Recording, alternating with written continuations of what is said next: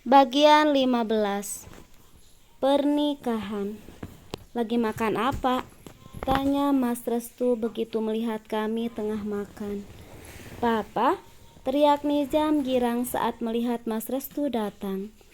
Ayo Pa makan, Mama masak sup enak, jawab Nizam sembari menyendokkan sayur supnya ke mulut. Mas Restu pun duduk di dekat Nizam dengan kikuk. Sebenarnya aku enggan, tetapi mau bagaimana lagi, aku masih masa idah dan tinggal serumah, pisah ranjang. Aku sengaja tidak menawarinya, biar saja kalau lapar dia bisa makan sendiri, toh fisiknya masih sehat walafiat. Bahkan aku sengaja melebarkan suapanku, biar dia ngiler sekalian. Papa mau? Tanya Nizam melihat Mas Restu dari tadi melihat kami yang tengah makan. Mas Restu mengangguk pelan, sembari tersenyum kecil, membuatku geli sendiri.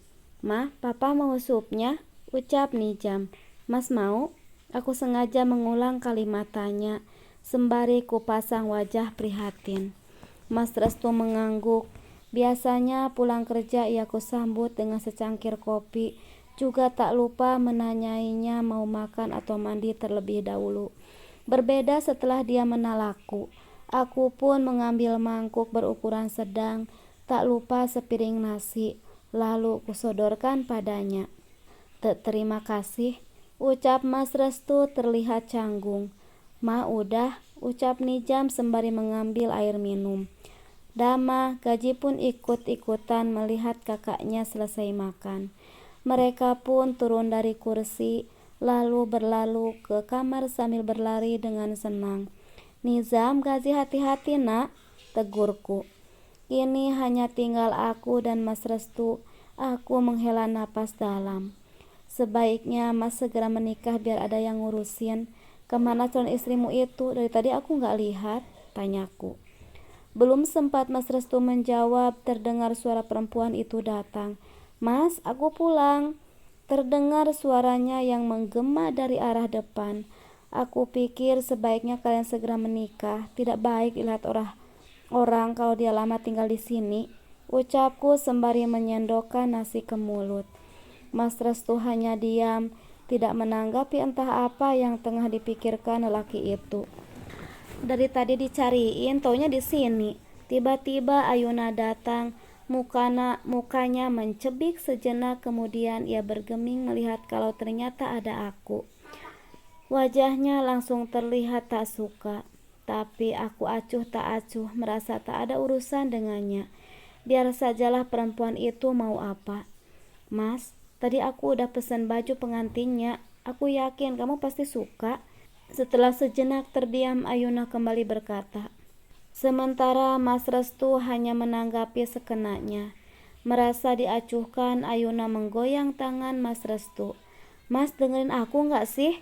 Iya Mas, denger kok, jawab Mas Restu. Usai makan segera beranjak menuju kamar, menyusul anak-anak. Sementara Mas Restu masih sibuk dengan makanannya. Lan, panggil Mas Restu saat langkah kaki mulai menjauh. Aku berhenti dan menoleh. Lusa kami akan menikah, ucapnya. Hatiku langsung kembali merasa perih mendengar itu. Tapi tetap kupasang wajah setenang mungkin agar mereka tahu kalau aku akan tetap baik-baik saja. Aku tidak boleh terlihat lemah. Baguslah kalau begitu. Jadi ada yang mengurus Mas. Selamat ya. Kuukir wajah setenang mungkin dan melempar senyum terbaik yang kumiliki. Meski kenyataannya hatiku terasa begitu remuk redam. Mbak tenang saja, bukankah sebelumnya sudah kubilang kalau aku akan mengurus Mas Restu dengan baik? Jawab Ayuna penuh dengan rasa percaya diri. Selanjutnya ia tersenyum. Senyum mengejek. Aku pun membalas senyumnya. Baguslah, setidaknya Mas Restu tidak akan merasa kelaparan seperti tadi, sindirku. Wajah Ayuna langsung berubah masam. Mungkin ia merasa tersinggung atau egonya terluka. Mbak tahu sendiri, mengurus pernikahan itu tidak mudah. Banyak yang mesti persiapkan. Anggap saja kebaikan Mbak membuatku Mas Restu makanan tadi sedekah. Setelah aku menikah dengan Mas Restu, Mbak tidak perlu merasa direpotkan lagi, balasnya seenaknya. Ya anggap saja begitu. Aku jadi iri sama kamu bisa mendapatkan lelaki tampan dan sudah sukses seperti Mas Restu. Pujiku yang seketika membuat senyum Ayuna menggembang.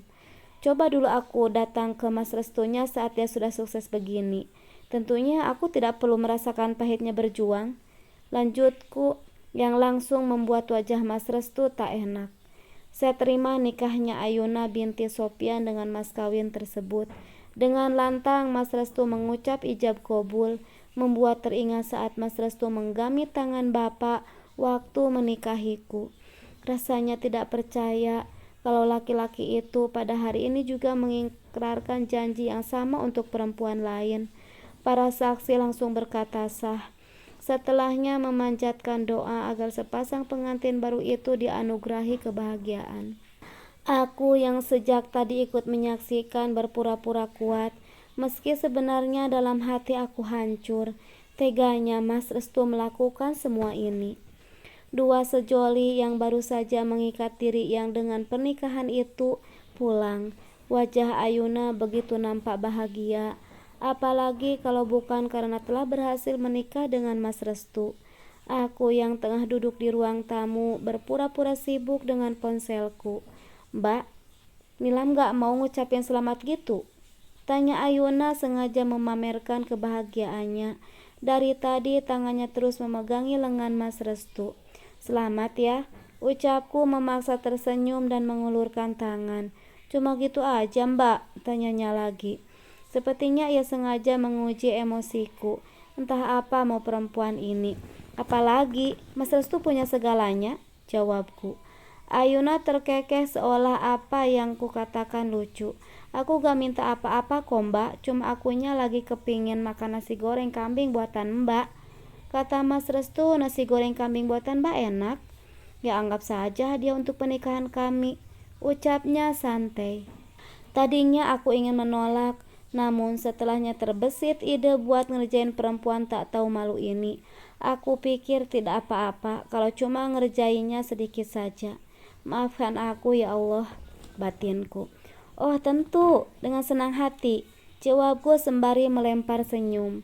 Ya sudah kalau begitu, kita ke kamar dulu ya Mbak, ucapnya sembari terus memegangi tangan Mas Restu. Aku pun langsung menjalankan misiku membuatkan nasi goreng kambing khusus untuk sepasang pengantin baru itu. Aroma nasi gorengnya begitu menggugah selera. Ku buat tampilannya secantik mungkin ditambah taburan bawang goreng juga irisan mentimun dan tomat. Wah baunya enak nih, aku udah gak sabar pengen cobain, ucap Ayuna dengan wajah semringah. Sementara Mas Restu tersenyum kikuk. Harus dong, aku udah buat khusus buat kalian, jawabku tersenyum. Ayuna pun mulai mengangkat sendoknya untuk menyuapkan nasinya. Lalu matanya langsung menatapku. Wah gak asik kalau mbaknya juga gak ikut makan, mbak juga harus makan dong. Gak usah, aku udah kenyang, lagian aku bikin cuma 2 porsi khusus buat kalian, ujarku. Dalam hati aku udah dagdikduk. Jangan sampai aku terperangkap kejebakan sendiri. Ya udah kalau gitu Mbak makan jatah Mas Restu aja. Aku sama Mas Restu sepiring berdua aja, biar romantis, ucapnya yang seketika rasanya membuatku mual.